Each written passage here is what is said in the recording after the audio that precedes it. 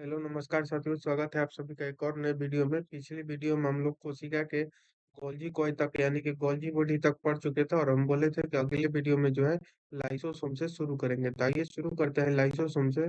Lysosome की जो खोज है वो किसने किया था? तो डी ड्यूबे नामक वैज्ञानिक ने किया था। लाइसोसोम का खोज किसने किया था? तो डी ड्यूबे नामक वैज्ञानिक ने किया था। यह जो है सूक्ष्म गोल इकहरी झिल्ली से घिरी थैली जैसी जो होती है इसकी रचना होती है। इसका निर्माण जो है वो संवेष्टन विधि द्वारा गोल्जी काय में होता है। यानी कि इसका जो निर्माण है कहाँ होता है? तो संवेष्टन विधि द्वारा गोल्जी काय यानी कि गोल्जी बॉडी में होता है। लाइसोसोम में जो है सभी प्रकार के जल अपघटीय एंजाइम लाइसोसोम में तो सभी प्रकार के जल अपघटीय एंजाइम जैसे में हाइड्रोलेजेज, लाइपेसेज और प्रोटीएसेज और कार्बोहाइड्रोजन मिलते हैं। ठीक है, कार्बोहाइड्रेटेज मिलते हैं। अम्लीय परिस्थिति में जो है सर्वाधिक सक्रिय होते हैं। ये सब जो होते हैं वो अम्लीय परिस्थिति में जो है सर्वाधिक होते हैं। ये एंजाइम जो है कार्बोहाइड्रेटेड प्रोटीन, ये एंजाइम क्या करते हैं? तो कार्बोहाइड्रेटेड प्रोटीन, लिपिड, न्यूक्लिक अम्ल आदि के पाचन में जो है सक्षम है। इसे जो है आत्मघाती की थैली भी कहा जाता है। ये लाइन बहुत ही इंपॉर्टेंट है। लाइसोसोम को जो है आत्मघाती या आत्महत्या की थैली भी कहा जाता है। सुसाइड व्हीकल्स कहा जाता है इसको। नोट में दिया हुआ है, स्तनधारियों के लाल रक्त कणिकाओं में लाइसोसोम नहीं पाया जाता है। यानी कि स्तनधारी में जो है लाल रक्त कणिका में जो आरबीसी है उसमें लाइसोसोम नहीं पाया जाता। अगला पॉइंट है लवक यानी कि प्लास्टिड लवक। यह जो है केवल पादप कोशिका में पाए जाते हैं। यानी कि ये सिर्फ जो लवक है वो पेड़ पौधों में पाए जाते हैं। लवक कितने प्रकार के होते हैं? तो ये 3 प्रकार के होते हैं। कौन कौन? तो हरित हरित लवक, क्लोरोप्लास्ट, अवर्णी लवक यानी कि ल्यूकोप्लास्ट, और तीसरा है वर्णी लवक यानी कि क्रोमोप्लास्ट। तो पहला पढ़ते हैं हरित लवक यानी कि क्लोरोप्लास्ट। ये जो होता है यह रंग का हरा होता है क्योंकि इसके अंदर एक हरे रंग का पदार्थ पर्ण हरित यानी कि क्लोरोफिल होता है। यानी कि हरित लौक जो है वो हरा रंग का होता है क्योंकि इसके अंदर जो है एक हरे रंग का पदार्थ यानी कि पर्ण हरित क्लोरोफिल होता है। इसी की सहायता से पौधे जो होते हैं प्रकाश संश्लेषण करते हैं और भोजन बनाते हैं। इसलिए हरित लौक को जो है पादप कोशिका भी की रसोई घर कहते हैं। यानी कि पादप कोशिका का रसोई घर किसे कहा जाता है? तो हरित लवक को कहा जाता है। इसमें राइबोसोम पाया जाता है। क्लोरोप्लास्ट में जो है डीएनए और आरएनए दोनों की उपस्थिति, क्लोरोप्लास्ट में जो है डीएनए और आरएनए दोनों की उपस्थिति उन्हें स्व प्रतिकृत के लिए योग्य बनाती है। क्लोरोफिल में जो है मैग्नीशियम यानी कि Mg एवं क्लोरोप्लास्ट में Mn यानी कि मैग्नीज, Fe लोहा तथा Cu कॉपर यानी कि तांबा तत्व पाए जाते हैं। हरित लौह में जो है कौन कौन तत्व पाए जाते हैं? तो क्लोरोफिल, मैग्नीशियम, और क्लोरोफिल, मैग्नीशियम एवं क्लोरोप्लास्ट में जो है मैग्नीशियम, Fe लोहा और कॉपर यानी कि तांबा तत्व पाए जाते हैं। अगला पॉइंट है पत्तियों का रंग पीला उनमें कैरोटीन के निर्माण होने के कारण होता है। यानी कि पत्ती में जो रंग पीला होता है वो किसके कारण से होता है? तो उन पत्ती में जो रंग पीला होता है उनमें कैरोटीन नाम का निर्माण होने के कारण होता है।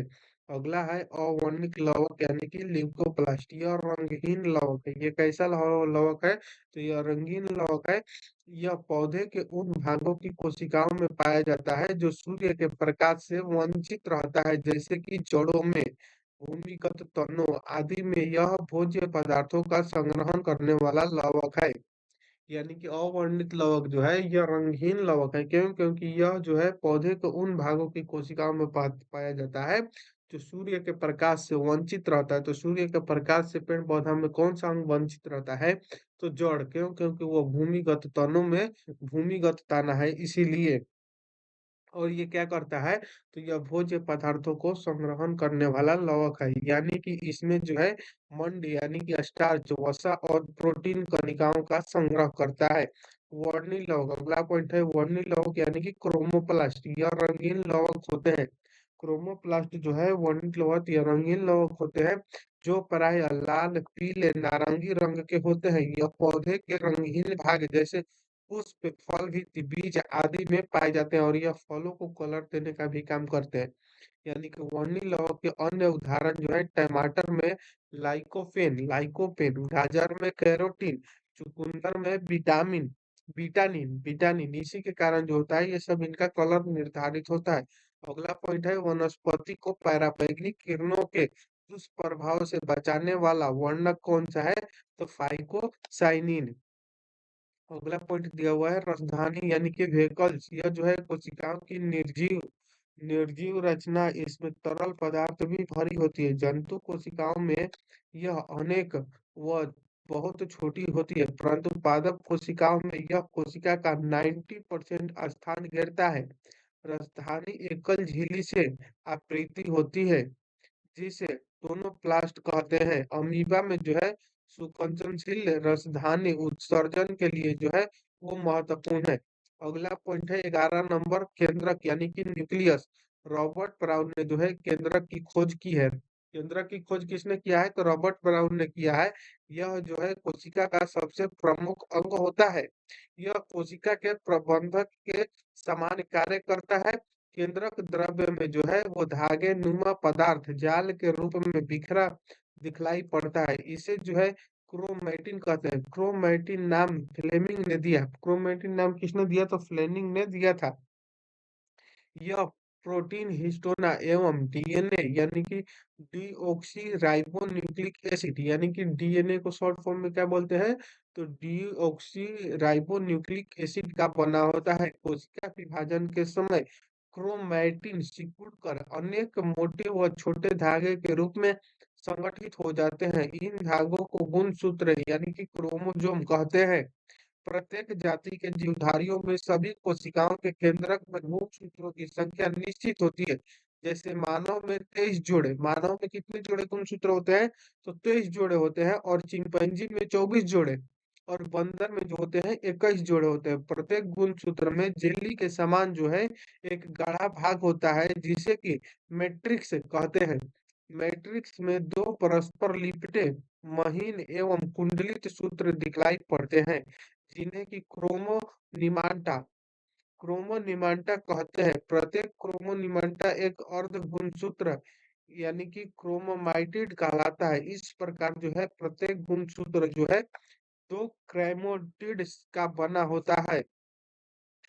दोनों क्रोमैटिड एक निश्चित स्थान पर एक दूसरे से जुड़े होते हैं, जिसे कि सेंट्रोमियर क्या कहते हैं? जिसको सेंट्रोमियर कहते हैं। गुणसूत्र पर जो है बहुत से जीन अवस्थित होते हैं। गुणसूत्र पर क्या अवस्थित होते हैं? तो बहुत सारे जीन अवस्थित होते हैं जो एक पीढ़ी से दूसरे पीढ़ी तक लक्षणों को जो है स्थानांतरित करते हैं और हमारे आनुवांशिक गुणों के लिए उत्तरदायी होते हैं। चूंकि ये जीन जो है गुणसूत्रों पर स्थित होते हैं एवं गुणसूत्रों के माध्यम से जो है कि पीढ़ी दर पीढ़ी स्थानांतरित होते हैं, इसलिए जो है गुणसूत्रों को वंशानुगणित का वाहक कहा जाता है।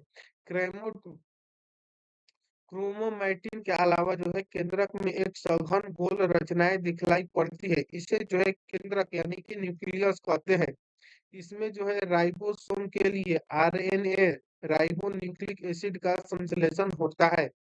यहाँ नोट में दिया हुआ है कि गुणसूत्रों की वंशानुगत का सिद्धांत जो है सूटन एवं वेबरी ने दिया था। डीएनए एवं आरएनए की संरचना जो है डीएनए की अधिकांश मात्रा केंद्रक में होती है। डीएनए एवं आरएनए की संरचना में जो है डीएनए की अधिकांश मात्रा कहाँ पर होती है? तो केंद्रक में होती है। यद्यपि जो है इसकी कुछ मात्रा जो है माइटोकॉन्ड्रिया तथा हरित लवक में भी मिलता है।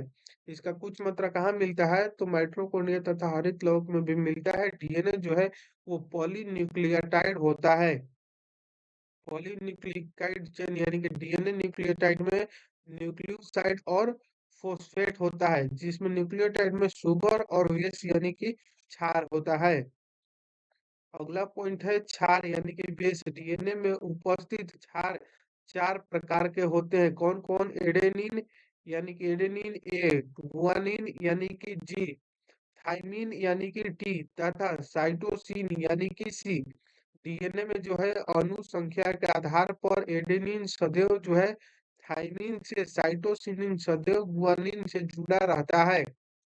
एडेनिन व थाइमिन के बीच जो है 2 हाइड्रोजन आबंध तथा साइटोसिन व गुआनिन के बीच जो है 3 हाइड्रोजन आबंध होते हैं, यानी कि ए बराबर टी और जी के बीच में जो होता है ट्रिपल बॉन्ड होता है, यानी कि सी। यानी कि एडीन और थाइमाइन के बीच जो होते हैं दो दो हाइड्रोजन बॉन्ड होते हैं, तथा गुआनिन के बीच साइटोसिन यानी कि साइटोसिन और गुआनिन के बीच 3 हाइड्रोजन बॉन्ड होते हैं। इसीलिए इसका शॉर्ट फॉर्म में लिखा जाता है कि ए बराबर, यानी कि ए के बीच में डबल बॉन्ड दिया जाता है और टी लिख दिया जाता है, फिर कॉमा लिख दीजिए और फिर लिख दीजिए इसके बाद लिख दीजिए 3 बॉन्ड होता है तो 3 और सी शॉर्ट कट है याद करने का, यानी कि एडानिन, यानी एडानिन मतलब ए और थाइमिन मतलब टी, यानी कि एटी के बीच डबल बॉन्ड, और साइटोसिन यानी कि सी और गुआनिन मतलब जी, इन दोनों के बीच ट्रिपल बॉन्ड होता है। अगला पॉइंट देखेंगे 1953 ईस्वी में जो है जेडी वाटसन एवं क्रिक ने डीएनए की कुंडलित संरचना मॉडल, डीएनए की जो है कुंडलित संरचना मॉडल डबल हेलिक्स मॉडल प्रतिपादित किया।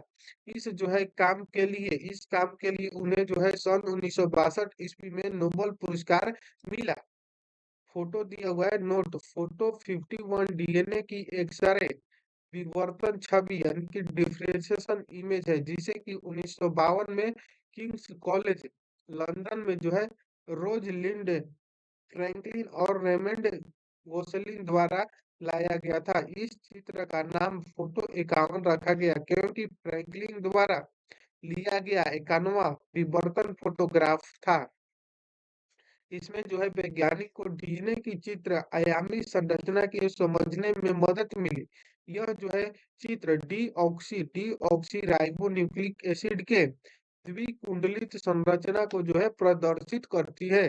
डीएनए का कार्य क्या है, तो यह सभी अनुवांशिक क्रियाओं का जो है संचालन करता है। डीएनए का कार्य है सभी अनुवांशिक क्रियाओं का संचालन करना। जीन इसका इकाई है। जीन क्या है, तो जीन इसकी इकाई है। यह प्रोटीन संश्लेषण को नियंत्रित करता है। नोट में दिया हुआ है प्रयोगशाला में जो है सर्वप्रथम डीएनए का संश्लेषण हरि गोविंद खुराना ने किया। प्रयोगशाला में जो है सर्वप्रथम डीएनए का संश्लेषण किसने किया, तो हरि गोविंद खुराना ने किया था। आरएनए का निर्माण यानी कि ट्रांसक्रिप्शन, डीएनए में ही आरएनए का संश्लेषण होता है। डीएनए में ही जो है आरएनए का भी क्या होता है, तो संश्लेषण होता है। इस क्रिया में जो है डीएनए की एक श्रृंखला पर इस क्रिया में क्या होता है, तो डीएनए की एक श्रृंखला पर आने आरएनए की जो है न्यूक्लियोटाइड आकर जुड़ जाती है, यानी कि डीएनए से ही जो है आरएनए का संश्लेषण होता है, और इस क्रिया में जो है डीएनए की एक श्रृंखला पर आरएनए की न्यूक्लियोटाइड आकर जुड़ जाती है। इस प्रकार जो है एक अस्थायी डीएनए आरएनए संकर का निर्माण होता है। इसमें जो है हाइड्रोजन बेस थाइमिन के स्थान पर यूरेलिस होता है। इसमें जो है हाइड्रोजन बेस थाइमिन का स्थान पर क्या होता है, तो यूरेसिल होता है। कुछ समय बाद जो होता है आरएनए की समझात श्रृंखला क्या होती है, तो अलग हो जाती है। आरएनए 3 प्रकार के होते हैं। आरएनए कितने प्रकार के होते हैं, तो आरएनए 3 प्रकार के होते हैं, यानी कि आरआरएनए यानी कि राइबोसोमल आरएनए, यह राइबोसोम पर लगे रहते हैं और प्रोटीन संश्लेषण में सहायता करते हैं। अगला है टीआरएनए, ट्रांसफर आरएनए, यानी कि टीआरएनए मतलब ट्रांसफर आरएनए, आरआरएनए मतलब राइबोसोमल आरएनए।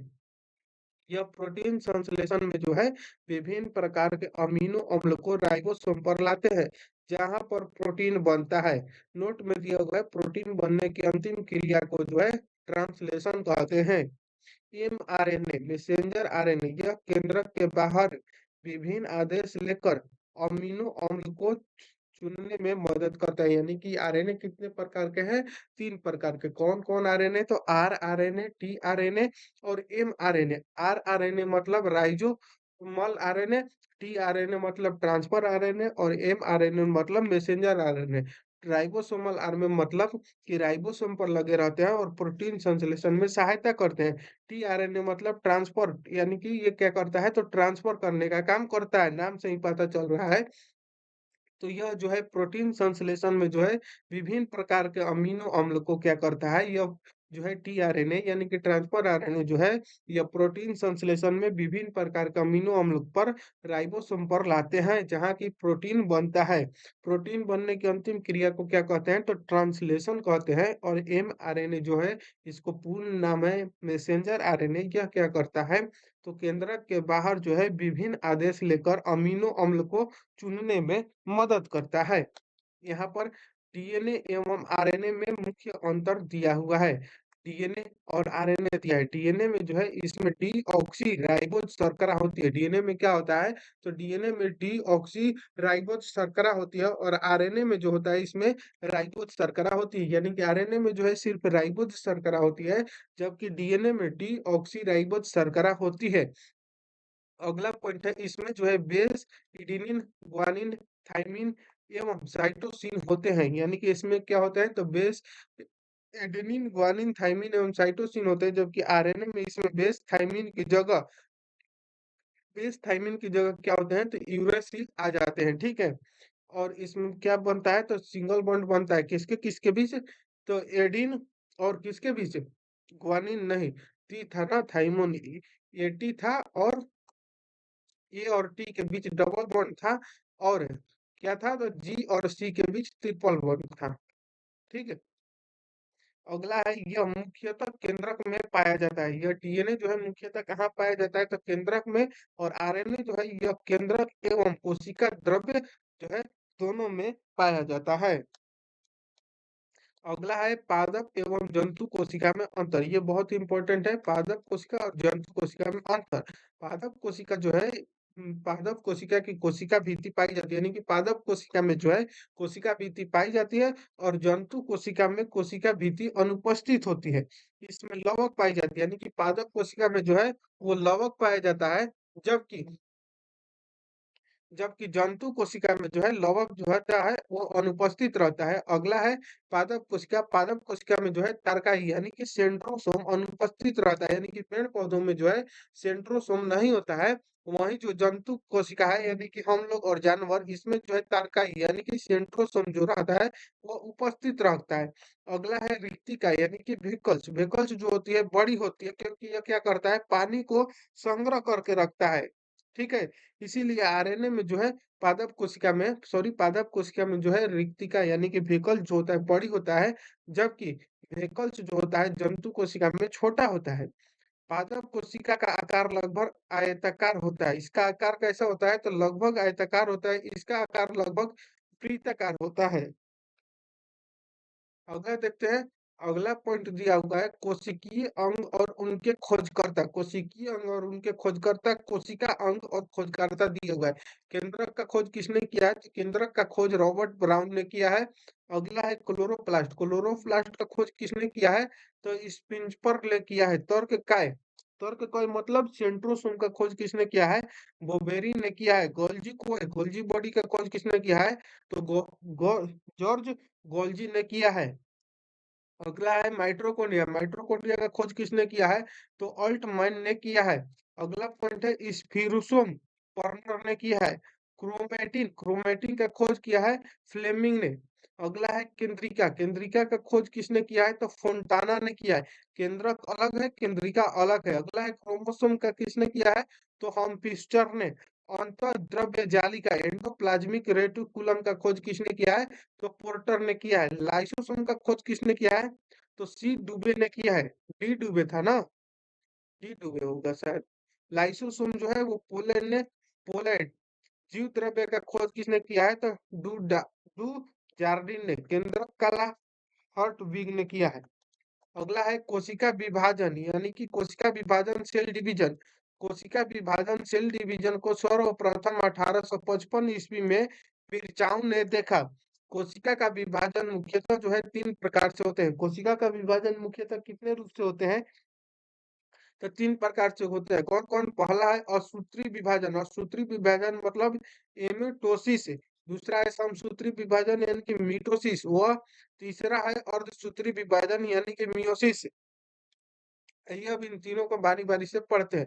पहला है असूत्री विभाजन। यह जो है विभाजन जो है अविकसित अविकसित कोशिकाओं जैसे कि जीवाणु, नीलहरित, शैवाल, यीस्ट, अमीबा तथा प्रोटोजोआ में होता है। यानी कि असूत्रीय विभाजन जो होता है अविकसित कोशिकाओं में होता है। अविकसित कोशिका कौन-कौन है? तो जीवाणु हो गया, नीलहरित हो गया, शैवाल, यीस्ट, अमीबा तथा प्रोटोजोआ ये सब अविकसित कोशिका है।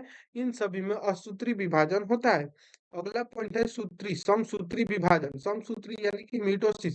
समसूत्री विभाजन की जो प्रक्रिया को तंतु कोशिका में सबसे पहले जर्मनी के जीव वैज्ञानिक वेल्थर फ्लेमिंग ने जो है 1879 ईस्वी में देखा। यानी कि समसूत्री विभाजन जो है इसको सबसे पहले जर्मनी के जीव वैज्ञानिक वेल्थर फ्लेमिंग ने 1879 में देखा था। किसमें देखा था? तो जंतु कोशिकाओं में देखा था, जंतु कोशिका में। उन्होंने ही जो है सन 1882 में इस प्रक्रिया को जो है माइटोसिस नाम दिया। यह विभाजन जो है कायिक कोशिका यानी कि सोमेटिक सेल में होता है। अगला है अध्ययन की सुविधा के लिए जो है समसूत्री विभाजन को 5 चरणों में बांटते हैं। यानी कि अब समसूत्री विभाजन को भी 5 चरणों में बांटा गया है। कौन-कौन? तो अंतरावस्था यानी कि इंटरफेज, पूर्वावस्था यानी कि प्रोफेज, मध्यावस्था यानी कि मेटाफेज, पश्चावस्था यानी कि एनाफेज, अंत्यावस्था यानी कि टेलोफेज। यानी कि ये 5 अवस्था में जो है समसूत्री को बांटा जाता है। इस विभाजन के फलस्वरूप जो है एक जनक कोशिका यानी कि पेरेंट सेल से 2 संतति यानी कि डॉटर सेल का निर्माण होता है। यानी कि इस विभाजन के फलस्वरूप जो है एक जनक कोशिका से जो है 2 संपत्ति यानी कि 2 संपत्ति का निर्माण होता है। यानी कि इस विभाजन के फलस्वरूप जो है एक जनन कोशिका यानी कि पेरेंट सेल, 2 संतति यानी कि डॉटर सेल का निर्माण होता है। प्रत्येक संतति कोशिका के गुणसूत्रों की संख्या जनन कोशिका के बराबर होती है। यानी कि प्रत्येक संतति के कोशिका के गुणसूत्र होते हैं। कोशिका में जो गुणसूत्र की संख्या होती है, वो जनन कोशिका के बराबर होती है। अगला पॉइंट है समसूत्री विभाजन की पश्चावस्था। यानी कि समसूत्री विभाजन के पश्चावस्था यानी कि एनाफेज जो होती है वो सबसे छोटी होती है। ये केवल जो होता है 2-3 मिनट में ही समाप्त हो जाता है। एनाफेज जो है वो कितने मिनट में समाप्त हो जाता है? तो समसूत्री विभाजन के पश्चात एनाफेज जो होता है वो सबसे छोटी होता है, क्योंकि यह 2-3 मिनट में ही समाप्त हो जाता है।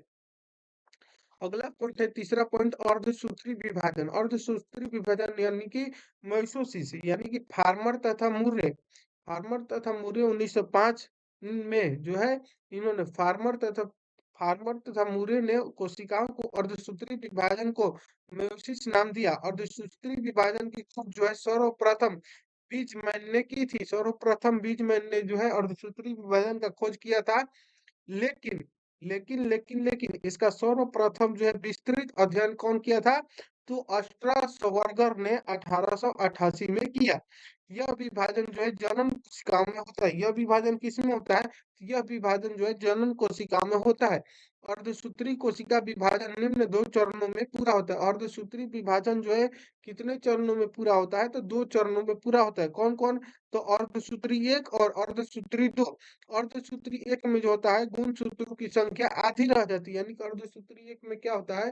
तो गुणसूत्र जो होता है क्रोमोसोम्स का संख्या कितना हो जाता है? तो कम हो जाता है। इसलिए इसे क्या कहते हैं? न्यूनकारी विभाजन यानी कि रिडक्शन डिवीजन भी कहते हैं। अर्धसूत्री प्रथम विभाजन में जो होती है 4 अवस्था होती है। इसमें भी अर्धसूत्री प्रथम विभाजन में कितनी अवस्था होती है? तो 4। पहला प्रोफेज, मेटाफेज, एनाफेज एवं टेलोफेज। यानी कि प्रोफेज 1, मेटाफेज 1, एनोफेज 1 और टेलोफेज 1 होता है। प्रोफेज 1 जो है सबसे लंबी प्रवास्ता होती है, जो कि 5 अवस्थाओं में पूरी होती है। लो, इसको भी 5 अवस्था में बाँट दिया। लेप्टोटीन पहला है, दूसरा है जाइगोटीन, तीसरा है पैकिटीन और चौथा है डेप्लोटीन एवं पांचवा कौन है? डाइकिनेसिस। ठीक है। अगला है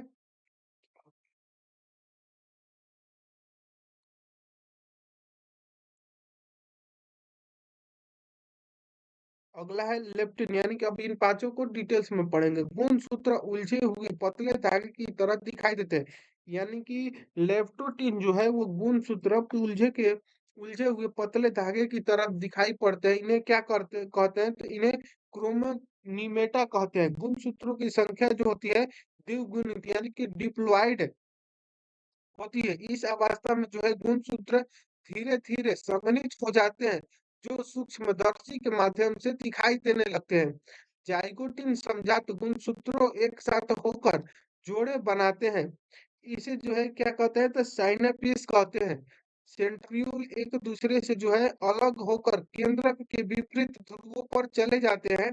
प्रोटीन एवं आरएनए संश्लेषण के फलस्वरूप जो होती है केंद्रक क्या होती है तो बड़ी हो जाती है। अगला पॉइंट है तीसरा पैकिटिन। पैकिटिन जो होती है प्रत्येक जोड़े के गुण सूत्र छोटे और मोटे हो जाते हैं। पैकेटिन में क्या होता है तो प्रत्येक गुण सूत्र के जो जो होते हैं जोड़े वो छोटे और मोटे हो जाते हैं। द्विज का प्रत्येक सदस्य जो है अनुदैर्ध्य रूप से विभाजित होकर दो अनुजात गुणसूत्रों या क्रोमेटिडों में बँट जाता है। इस प्रकार जो है 2 समजात गुणसूत्रों की जो है एक द्विज में अब 4 क्रोमेटिड बन जाते हैं। इनमें जो है 2 मातृ तथा 2 पितृ क्रोमेटिड होते हैं। कभी-कभी मातृ और पितृ क्रोमेटिड एक या ज्यादा स्थान पर एक दूसरे के से जो होते हैं क्रॉस करते हैं। ऐसे बिंदु पर मातृ तथा पितृ क्रोमेटिड टूट जाते हैं और एक क्रोमेटिड टूटा हुआ भाग दूसरे क्रोमेटिड के टूटे हुए स्थान से जो होते हैं जुड़ जाते हैं। इसे जो है क्रॉसिंग ओवर कहते हैं। इस प्रकार जो है जीन का नए ढंग से वितरण हो जाता है, अर्थात जीन जो है वो विनिमय पैकेटिंग अथवा अवस्था में होता है। इस क्रिया में जो है रिकाबेनेज एंजाइम भाग लेते हैं। अगला पॉइंट नोट में दिया हुआ है क्रॉसिंग ओवर हमेशा जो है नॉन स्टिकर क्रोमेटिड के बीच होता है। चौथा में दिया हुआ है चौथा में डिप्लोटिन। डिप्लोटिन जो है समजात गुणसूत्र अलग होने लगते हैं। डिप्लोटिन में क्या होता है तो समजात गुणसूत्र जो होते हैं वो अलग होने लगते हैं, परंतु जोड़े के दो सदस्य पूर्ण रूप से अलग नहीं हो पाते। जोड़े के जो दो सदस्य है वो पूर्ण रूप से अलग नहीं हो पाते, क्योंकि वे कहीं-कहीं एक दूसरे से जो है एक्स के रूप में उलझे रहते हैं। ऐसे स्थानों को जो है काइजामाइटा कहते हैं। काइजामाइटा की जो है औसत संख्या को बारंबारता कहते हैं। काइजामाइटा का अत्यकरण जो होता है हो जाता है। अगला है डाइकोनेमिन।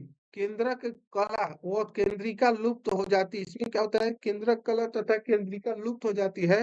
अर्धसूत्री विभाजन दो जो है समसूत्री विभाजन के समान होता है। अर्धसूत्री विभाजन में एक जनक कोशिका यानी कि पेरेंट सेल से जो है चार संतति कोशिका यानी कि डॉटर सेल का निर्माण होता है। अर्धसूत्री विभाजन में क्या होता है तो एक जनन कोशिका यानी कि पेरेंट सेल से चार संतति कोशिका यानी कि डॉटर सेल का निर्माण होता है। समसूत्री एवं अर्धसूत्री विभाजन में अंतर दिया हुआ है। समसूत्री विभाजन अर्धसूत्री विभाजन।